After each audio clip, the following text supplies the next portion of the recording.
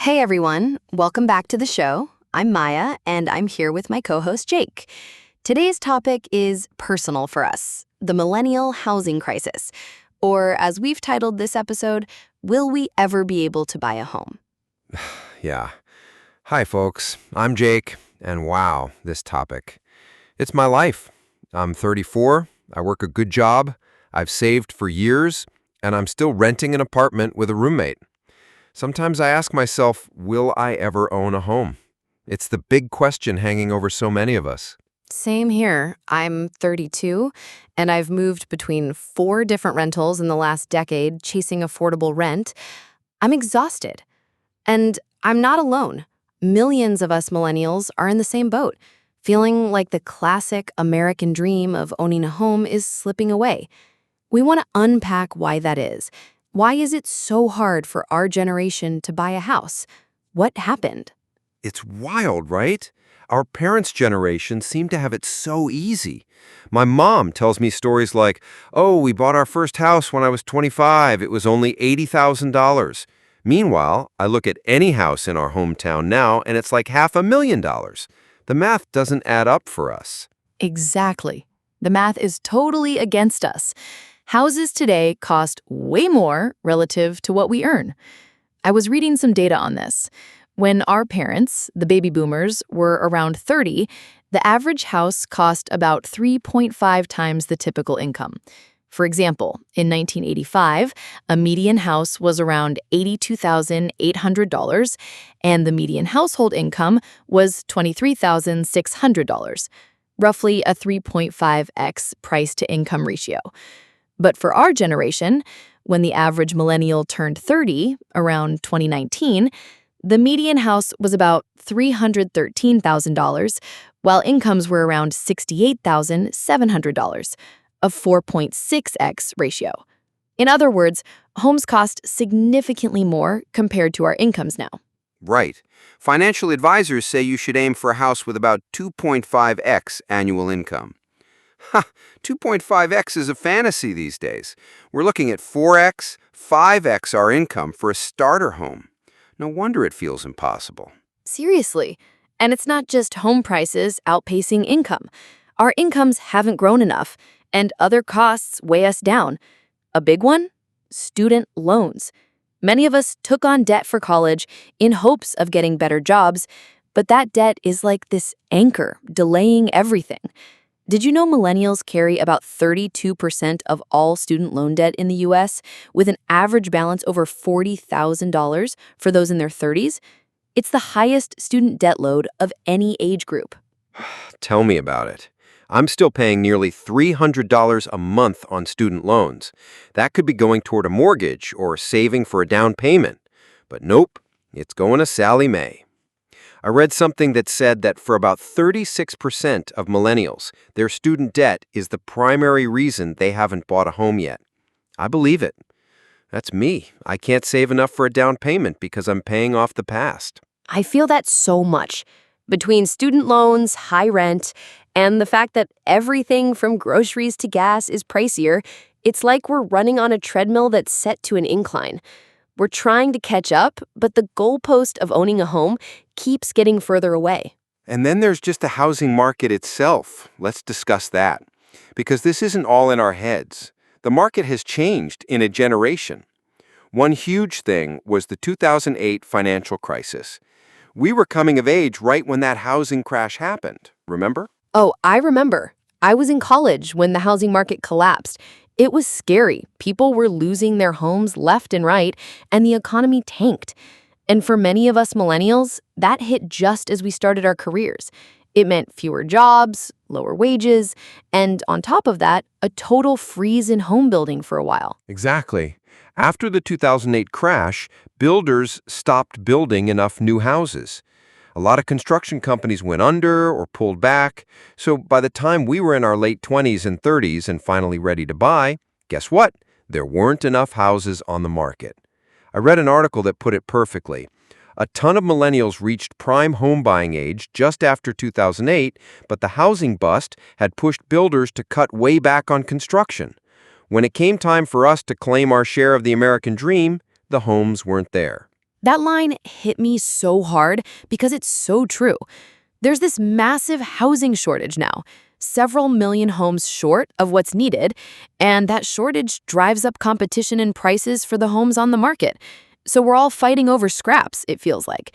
A starter home listed at a reasonable price comes up and there are dozen offers in 48 hours. And who are we competing with? Often people with a lot more money. Sometimes older buyers have accumulated wealth. Maybe they sold another home, or investors. This narrative gets tossed around and blames house-hoarding baby boomers or greedy corporate landlords for the situation. And to an extent, those are fundamental factors, like big companies buying up houses to rent them out or landlords with multiple properties. But it's not the only factor. Yeah, I try not to just blame individuals. However, it frustrates me when I hear about big investment firms buying entire blocks of single-family homes. How can regular families compete with a Wall Street fund paying cash, you know? And some boomers, not all, but some, age in place in large homes or even buy second properties. Sure, it's their right, but it means fewer homes available for buyers like us. Still, as you said, the root problem is more about timing, supply, and affordability overall. The affordability crisis is the core. There's an excellent summary I saw. The lack of affordable homes is one of the biggest reasons for our generation's economic shortcomings, why we can't catch up to our parents financially, why we can't live in the cities near our friends, or even have as many kids as we want. I felt that in my soul. Owning a home has traditionally been how middle-class families build wealth. Without that, we're falling behind financially relative to where our parents were at our age. Not to mention, it affects life choices. Like the quote said, even having kids. Couples delay having children because they say, we can't raise a kid in this one-bedroom apartment and we can't afford a bigger place. It's heartbreaking. Some of our friends have started families but are renting or living with their parents to save money, which is not what they imagined for themselves. Totally. There are even stats on this. One survey found that millennials have fewer kids, and when asked why, a top reason was economics. Housing costs, instability, all of that. It's like our entire life timeline got pushed back. Our parents, by 30, often had a house and maybe a couple of kids. At 30, many of us were still trying to find a stable job, paying off debt, and living with roommates. I did live with my parents for a year in my late 20s after a job loss, which, by the way, so many young people are doing now. I saw a statistic that nearly half of people aged 18 to 29 live with their parents as of the past few years, the highest rate since the Great Depression. That blew my mind, but I believe it. It's a different world now, where staying home into your late 20s isn't uncommon because rent and houses are unaffordable. I believe it too. For that reason, I've got cousins in their 20s who haven't moved out yet. And there shouldn't be shame in it. Honestly, it's a logical choice given how brutal the housing market is, but it shows how fundamentally things have changed. Let's talk about recent changes. We touched on 2008, but think about the last few years, the COVID pandemic era. That was like a roller coaster for housing. Early in 2020, when COVID hit, I remember some people thought the housing market might crash because everything else was crashing. But then the opposite happened. Oh, yeah. In 2020 and 2021, the housing market went bonkers. The government slashed interest rates to near zero to stimulate the economy, and suddenly you could get a mortgage for 3% interest or even less. And many lucky millennials with secure remote jobs said, if I'm going to be stuck at home, I want a home with an office and maybe a yard. So there was this rush of people trying to buy houses. Others left expensive city apartments because they could work from anywhere. Remember how many people fled big cities for the suburbs or cheaper states? That was huge. And all that demand met a limited supply of homes, and boom, prices skyrocketed. On average, home values jumped around 20% in 2021 alone. 20% in 1 year? How can anyone trying to save ever catch up with that? My salary sure didn't go up 20% that year. Huh, no, mine neither. It was wild. I had a friend who was shopping for a house in summer of 2021, and he kept getting outbid. He'd bid $20,000 over the asking price and still lose to someone bidding $50,000 over in cash. He put in offers on 8 different houses and lost them all. He was so discouraged. It felt like unless you had relatives helping with money or you waived all contingencies, you couldn't win. Regular people were getting sidelined. I've heard so many stories like that. Houses were getting dozens of offers, selling in days, and buyers were writing love letters to sellers to please pick them. It was surreal. I even saw crappy fixer-uppers, like houses with holes in the floor or needing total gut renovations, selling for high prices because people were that desperate to get something. Then, as if whiplash, 2022 came and suddenly inflation took off, interest rates started climbing fast to fight it. Now what are mortgage rates? Are they around 6-7%? It's a different game. Those low interest rates were propping up high prices. Now, affordability is crushed differently with high rates. The monthly payment on a given house is much higher now because of the interest. I'll put that in perspective. If you bought a $300,000 house with a 3% interest 30-year loan, your monthly principal plus interest payment would be roughly $1,300. But at a 7% interest rate, that payment shoots up to about $2,000 monthly for the same $300,000 house. We're talking maybe $700 more every month, just due to interest. That's like a second rent. So even if home prices stopped rising, the higher rates alone have priced many people out. Yep. Many would-be buyers have said, nope, not until rates come down. A recent survey found that only 2% of people would consider buying a home with mortgage rates above 6%. The vast majority, about 63%, said they're only comfortable buying if rates drop below 5%. I can't blame them. Borrowing at 7% versus 3% is a massive difference in your pay. So a lot of us are stuck waiting. And that's created this weird stalemate. Buyers are waiting for rates or prices to go down, but sellers, many of them are older generations who already have houses, are often waiting too. Why would someone with a 3% fixed mortgage on their current home sell it and then have to get a new mortgage at 7% on their next one? Many homeowners stay put, meaning even fewer houses are listed for sale. That's called the lock-in effect, and it's a big reason inventory is so low right now. People are locked into their cheap mortgages and don't want to give them up. Yeah, I read that new listings have been way down for that reason. It's like a housing gridlock. Great for those who already own and are comfy, but it sucks for first-time buyers like us because there's just nothing to buy and what is for sale is still expensive. That's so true. And meanwhile, what's happening? Rents are going up too. With so many people unable or unwilling to buy, they stay in the rental market, which drives up rent demand. My rent went up 10% this year when I renewed. I'm paying more for this same tiny one-bedroom. It's brutal. I feel like I'm throwing money away on rent, but I can't break out of the cycle because I can't afford to buy. Catch-22. That's a perfect description. A catch-22. We can't buy because it's too expensive, so we keep renting. But renting is also costly and leaves us nothing to show for it in the long term. And no stability. Your landlord can raise the rent or decide to sell the place and you're forced to move. I've had to move many times due to things out of my control. It wears on you. I've moved a lot too. In my 20s, I joked I was a nomad, but it wasn't by choice. In one place, the landlord sold the house, so all of us tenants got kicked out. Another, I had roommates, and when they left, I couldn't afford the place on my own. Most millennials have similar stories, moving every year or two, always feeling unstable. And that instability isn't just inconvenient, it can mess with your mental health. I saw an article title that said something like, Generation Rent's Looming Mental Health Crisis, arguing that constant housing insecurity, moving all the time, unaffordable rents, the feeling of I'll never have a home, is causing severe stress and anxiety for our generation. I can relate. I've had sleepless nights worrying about housing, feeling this pit of despair, like what if I never get a home? What if I'm 60 and still renting a little apartment at the mercy of landlords, even in old age? That thought terrifies me, honestly. Being elderly and still dealing with rent hikes or potential evictions, it's one of my biggest fears. Our system assumes you'll have a house paid off by retirement, so your housing costs drop. How do we retire or feel secure if that never happens to us? It's a huge psychological weight. It's true. This societal pressure makes it feel like a personal failure, even though logically it's not our fault. I'm in my 30s, living with a roommate, and without a property to my name.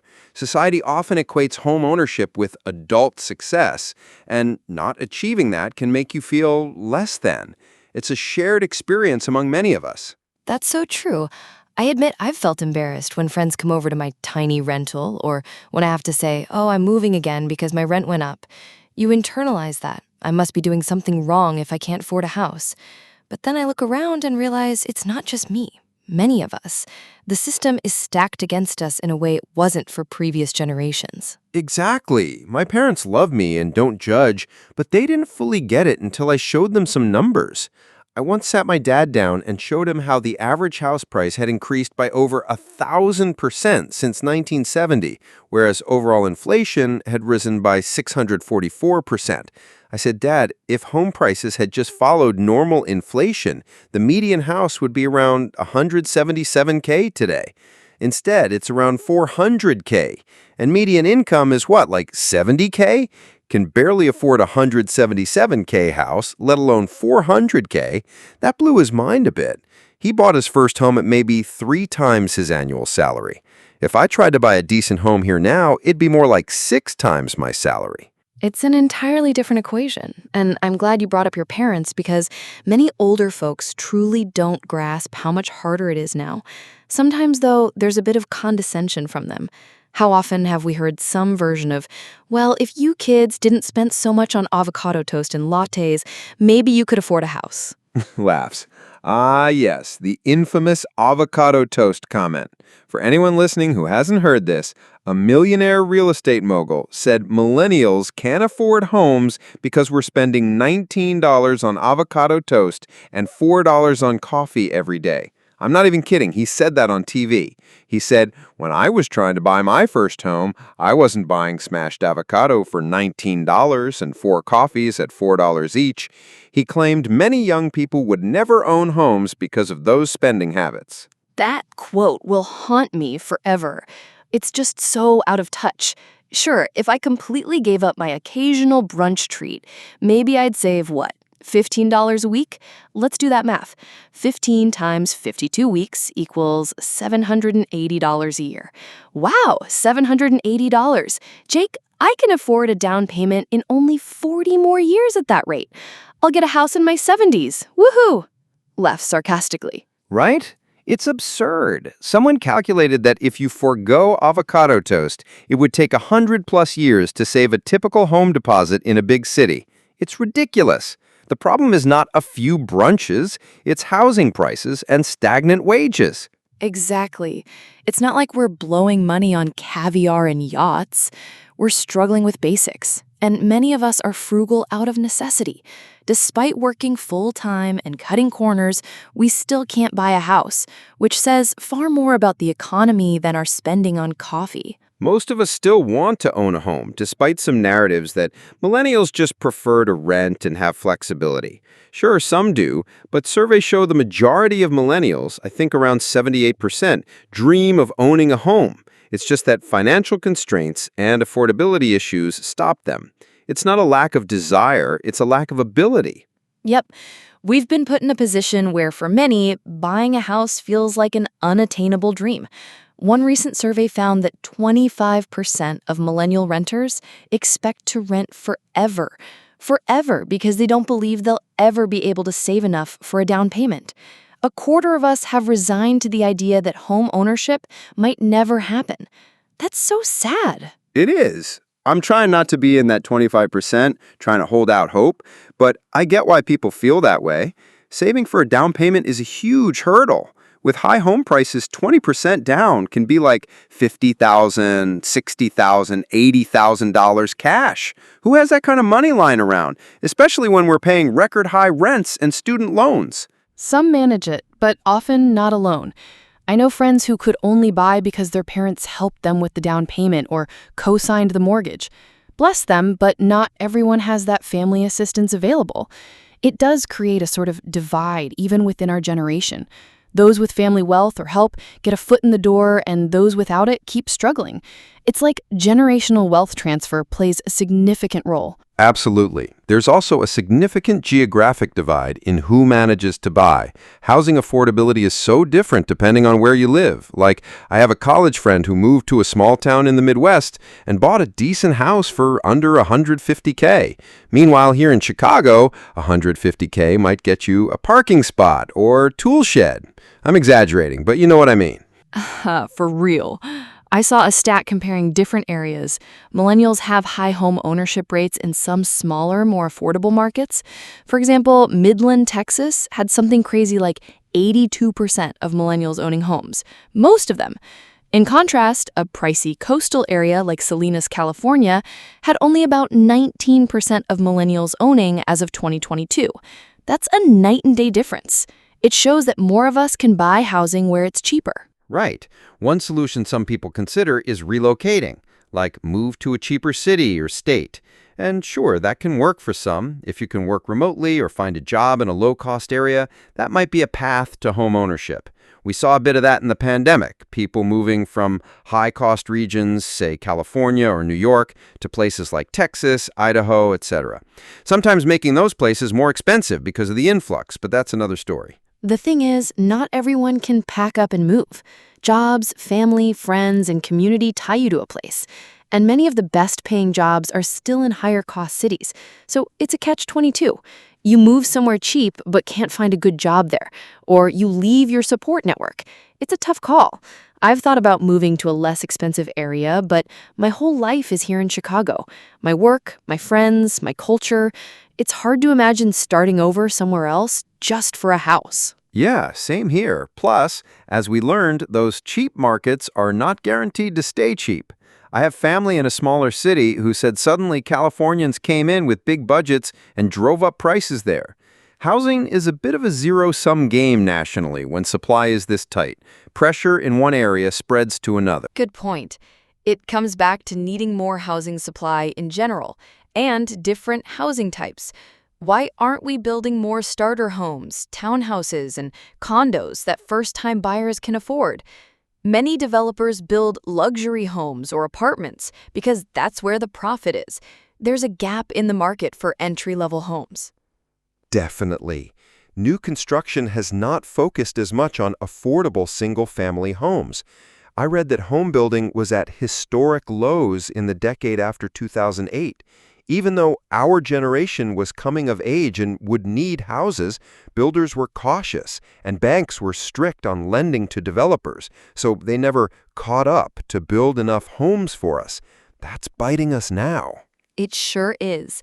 So unless that changes, we're stuck waiting or finding alternatives.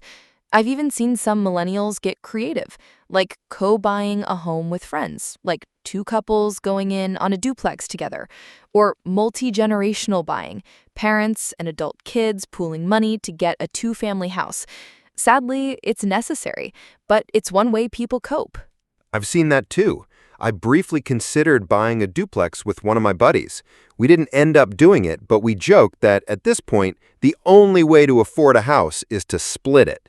Communal living is like reinventing the 1960s commune, but for economic reasons, chuckles. It's a bit out there, but these are desperate times. Honestly, it doesn't sound that bizarre anymore.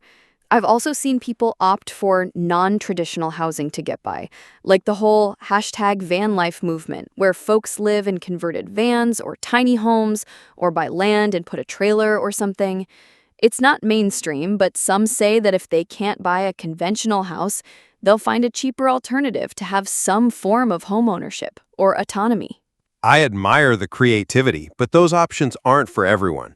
I couldn't live in a van. I need more space and stability and a proper bathroom. But I get the appeal of not being beholden to a landlord or a huge mortgage.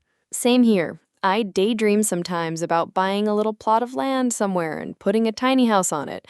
Then reality sets in. I'm not handy enough to build a house, small or not, and even land can be expensive. Plus, zoning laws can be a nightmare for those considering alternative housing ideas. It's true. We bump up against systemic issues no matter which way we turn. If renting, we deal with rising rents and lack of tenant protections. If trying to buy, we face insane prices, competition, and strict lending standards, which I get, banks don't want another 2008, but still, there are legal or practical hurdles if we try to think outside the box. So, will we ever be able to buy a home? That is the $1 million or maybe $500,000 question. I wish we had a clear answer. I'll be honest, some days I feel hopeful, and others I feel pretty pessimistic about it. Let's try to find some hope. I mean, statistically, a slight majority of millennials have managed to become homeowners as of recently. Just over 51% now own homes self.inc. That crossed the halfway mark around 2022. So it's not impossible. More than half have done it, although many are older millennials in their late 30s and early 40s. That is true. Barely over half, but that's still nearly half of us who don't own. And the ones who do, many bought later than they planned. The average age of first-time homebuyers has climbed a lot. Did you see that stat? The median first-time buyer is now 38 years old, an all-time high. Whereas in the 1980s, first-time buyers were in their late 20s on average. So we're roughly a decade behind in homeownership milestones compared to our parents. Wow, 38. I believe it, though. So maybe the answer to our episode's question, will we ever be able to buy a home, is yes, but about 10 years later than we'd like, and after a lot of stress. Laughs weakly. Painfully true. I hope I'll eventually own something, even if it's a small condo or a fixer-upper. But I've had to adjust my expectations. I'm not holding out for the dream 3-bed, 2-bath house with a yard and white picket fence, at least not as my first home. I might have to start with a tiny condo or co-op and work up from there over many years. Same here. I've lowered my expectations a lot. That could be one key, adjusting what home ownership looks like. It might not be our dream home right away or in the perfect location. It may be a long slog of trading up. Our parents often could buy a house and stay in it long term. We might have to take a more stepwise approach if we can even get on the ladder. Another angle, perhaps the market will eventually shift in our favor.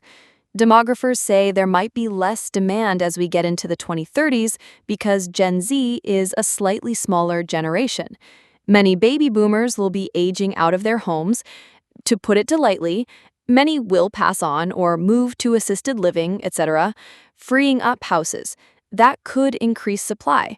Also, if population growth continues to slow, the frantic competition might ease. I've heard that too.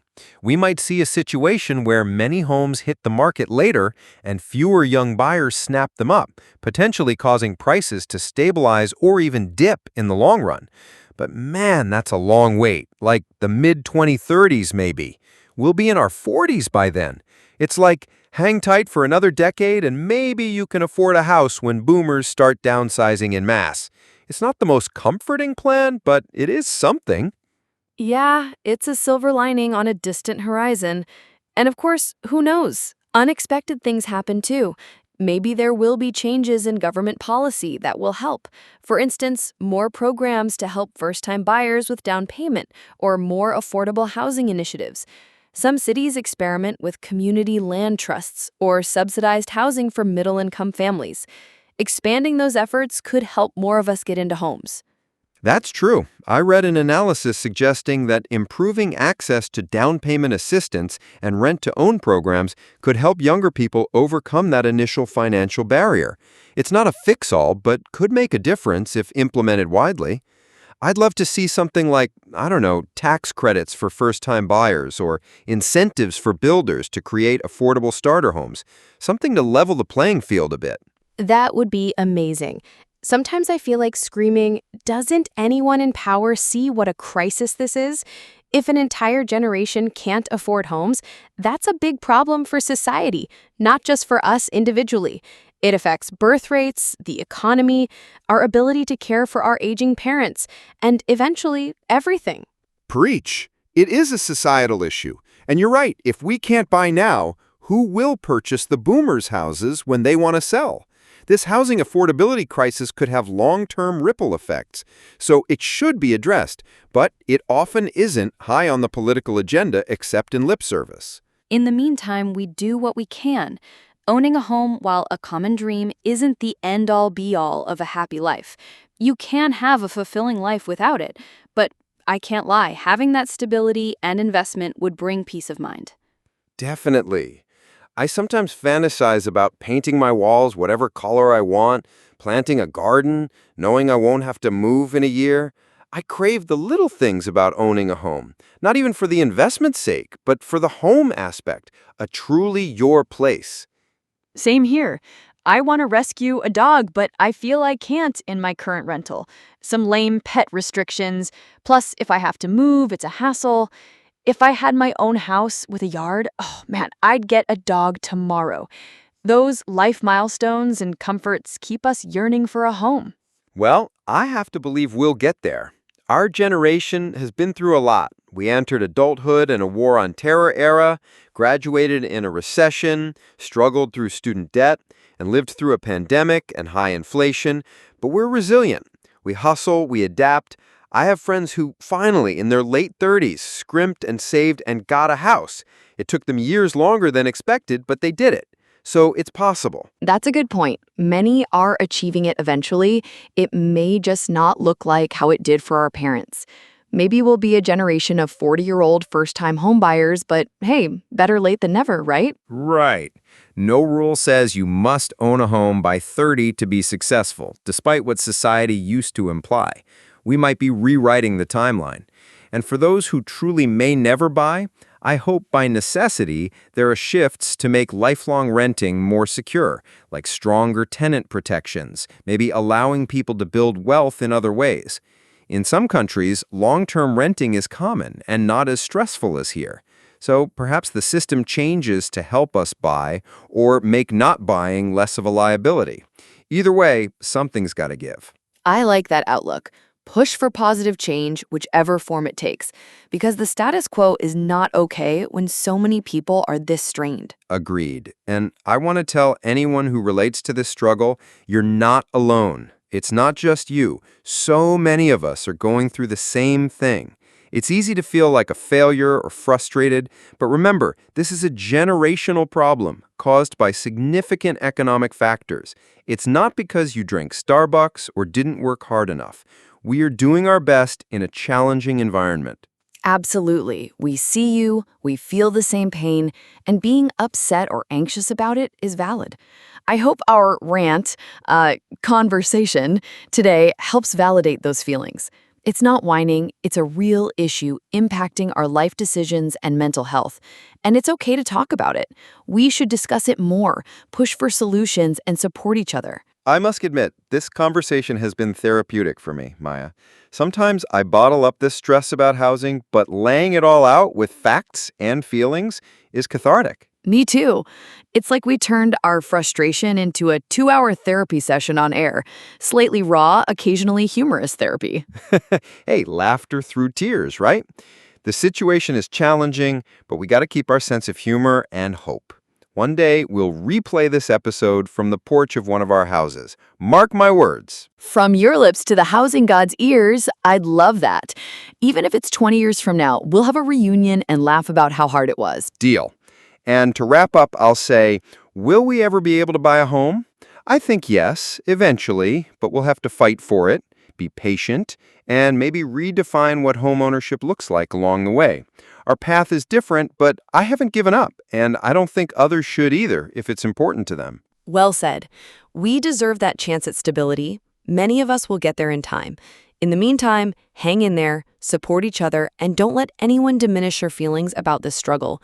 It's real, and we're in it together. Thank everyone for listening to us pour our hearts out. If you're a millennial or even Gen Z or Gen X dealing with this housing mess, we hope this made you feel seen and less alone.